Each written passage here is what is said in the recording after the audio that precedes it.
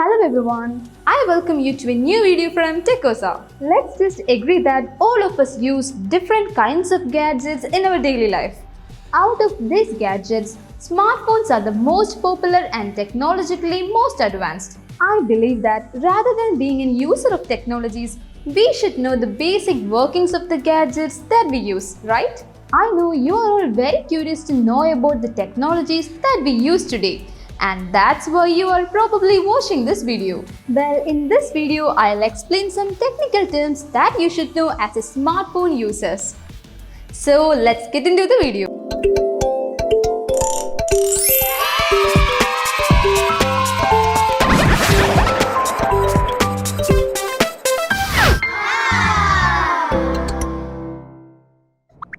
Let's start with displays. Do you know what kind of display your smartphone has? You might have heard of LCD displays and LED displays. But there are a lot more distinctions such as LCD, AMOLED, Super AMOLED and so on. Okay, so let's start with LCD displays or liquid crystal displays. LCD displays has an illuminating layer that is made to pass two liquid crystal layers that can convert light into a certain wavelength of colors. And it uses some filters to ultimately get to us.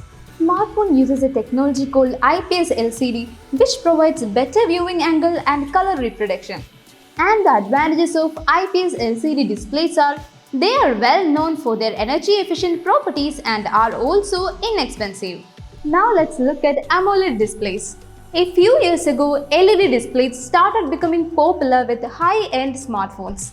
Nowadays, they are available in mid-range smartphones too. AMOLED displays are known for their punchy colors and deep black. AMOLED displays are superior because they use individual LEDs to create pixels that lights up to form images. Actually, this is an oversimplification as there is a lot more to it than just lighting up LEDs. AMOLED displays looks much better than LCD displays and they consume less power. But they cost more and hence they are not available in budget phones. You might have heard of Super AMOLED. Well, that is a marketing term Samsung uses in its advanced AMOLED displays. Super AMOLED is a more advanced version of AMOLED and it integrates touch sensors and the actual screen in a single layer. Super AMOLED is even better at this with a 20% brighter screen, 20% lower power consumption and 80% less sunlight reflection. Now let's learn a parameter which helps the quality of visuals in a display called nits. It is the measure of light emitted per unit area. This unit is what is frequently used to specify the brightness of a display in devices. Basically, this feature provides brightness keys to control the brightness of a phone display. And about 600 to 700 nits are required for a proper brightness in a smartphone. Moving on to HDR displays, HDR in smartphones stand for High Dynamic Range and it refers to a technology that lets you see the incredible details even in a very bright and dark area of a scene. Also for the efficient working of your smartphone, there are some other element called refresh rate and touch response rate, where the refresh rate is the number of times a display refreshes to show a new image and its unit is hertz. For an example, if 144 Hz is the refresh rate, it means that the display refreshes 144 times per second to load a new image. And normal smartphones are capped at 60 Hz. So, if a display has a higher refresh rate, then the animations and graphics that we see in the display will appear to move smoother. But the refresh rate will consume more battery power. Higher refresh rate was only available for high-end smartphones and they have 90 Hz, 120 Hz and even 144 Hz refresh rate displays. But nowadays, even mid-range smartphones come with high refresh rate displays. The only difference is that while high-end phones use AMOLED displays with 90 or 120 Hz refresh rate, mid-range displays use IPS LCD 90 or 120 Hz displays.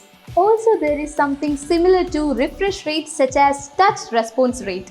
In simple words, touch response rate is a frequency of a screen to register a touch by the user. It means that how many number of times in a second the screen will look for touch input. It is also measured in hertz. Smartphones doesn't use just processors.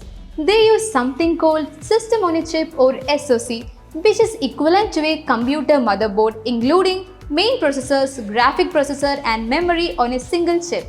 In other words, a system on a chip is an integrated circuit that integrates all or most components of a computer or other electronic system.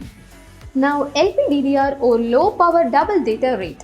LPDDR is a type of double data rate synchronized dynamic RAM that consumes less power and it is targeted for mobile computers. The next one is UFS or Universal Flash Storage. Universal Flash Storage provides standard specification for storage used by mobile phones and other consumer devices. In 2018, the latest UFS 3.0 was announced. It promises up to 2 times the bandwidth while using lower power. A single LAN can carry 11.6 GPS, twice what UFS 2.1 standard could manage. And UFS 3.0 is used in high-end smartphones. The speed of a smartphone depends a lot on the storage speed of a smartphone. Also, let's look at 2 more features that act as a safety property of the smartphone. First one is IP rating or ingress protection rating. It classifies and rates the degree of protection provided by mechanical casing and electrical enclosure against dust and water in the smartphone. With this, we can protect the inside of smartphone from water damage. High-end smartphones have IP ratings such as IP67, IP68, etc. Some mid-range smartphones are protected from water by using P2I nano coating. Now, P2I nano coating is a hydrophobic coating that is applied on your smartphone's internal and external side.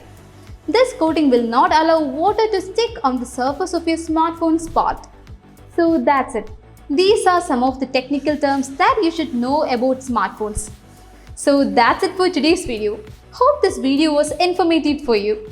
If you have any doubts and queries regarding this session, feel free to ask it in the comment section below. So see you all in the next video. Till then, bye bye.